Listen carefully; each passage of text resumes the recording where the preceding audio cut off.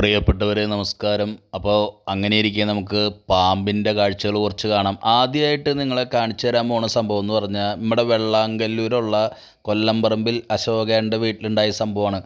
അങ്ങനെ ഒരു വലിയ ശബ്ദം കേട്ട് അശോകേട്ടൻ നോക്കുമ്പോൾ അതാ നിൽക്കുന്നു ഒരു യമണ്ടം പെരുമ്പാമ്പ് നമ്മുടെ കുറുനരീനെ വിഴുങ്ങി കിടക്കാണ്.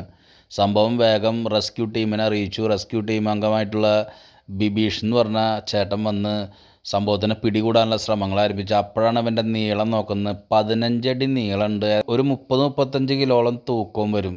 യമണ്ടൻ സാധനം. എന്തായാലും റെസ്ക്യൂ ടീം അംഗങ്ങൾ സംഗതിനെ പിടിച്ചു. സംഭവം ഇതിനെ വനത്തിൽ കൊണ്ടുപോയി തുറന്നു വിടും എന്നാണ് നമുക്ക് കിട്ടിയ റിപ്പോർട്ട്. അപ്പോൾ വലിയ ശബ്ദങ്ങളൊക്കെ വീട്ടിൽ കേൾക്കുമ്പോൾ ജസ്റ്റ് ഒന്ന് പോയി നോക്കുക. അങ്ങനെ വീട്ടിൽ മടി പിടിച്ചിരുന്ന് കഴിഞ്ഞിട്ടുണ്ടെങ്കിൽ ഇതുപോലുള്ള മുതലുകൾ ചിലപ്പോൾ വീടിൻ്റെ അകത്തേക്ക് കയറി വരും. അപ്പോൾ ഇതാണ് സംഭവം. ആകെ ടോട്ടൽ മൊത്തത്തിൽ ഇവൻ ഒരു യമണ്ടനായിരുന്നു.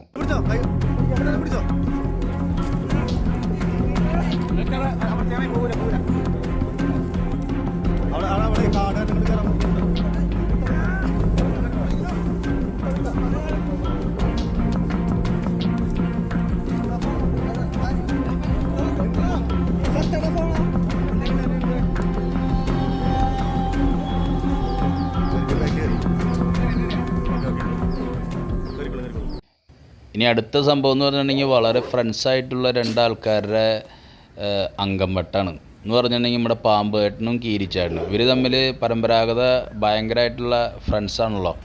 അതുകൊണ്ട് ഇവരെപ്പോഴും കാണുമ്പോൾ ഈ ടൈപ്പായിരിക്കും. അങ്ങനെ ഇതാ നിൽക്കുന്ന പത്തിയും ഉയർത്തി നല്ല ഷേപ്പായിട്ട് നിൽക്കണ ഒരു പാമ്പേട്ടൻ.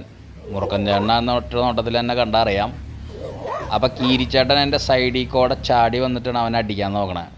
എൻ്റെ വിചാരം എന്ന് വെച്ചിട്ടുണ്ടെങ്കിൽ ഈ പറയണ കീരി പാമ്പിൻ്റെ കടി കൊണ്ട് ചാവുന്നുണ്ട്. പക്ഷെ അങ്ങനെയല്ല ഉണ്ടായി. ഏറ്റവും അവസാനമല്ലേ കീരിച്ചാട്ടൻ ചാടിയാണെങ്കിലും പിന്നിക്കൂടെ സൈഡിൽ കൂടെ ഒക്കെ വന്ന് അഭ്യാസ പ്രകടനങ്ങളും 18ാം തടവും 19ാം തടവൊക്കെ കാണിച്ച് സംഗതി നമ്മുടെ പത്തിയും വിടർത്തി കാവടി ആടാൻ വേണ്ടി നിൽക്കണ പോലെ നിൽക്കണ നമ്മുടെ പാമ്പേട്ടനെ മൂർക്കേട്ടനെ അടിച്ച് നിലംപരിശാക്കി ഇട്ട് തോപ്പിച്ചു.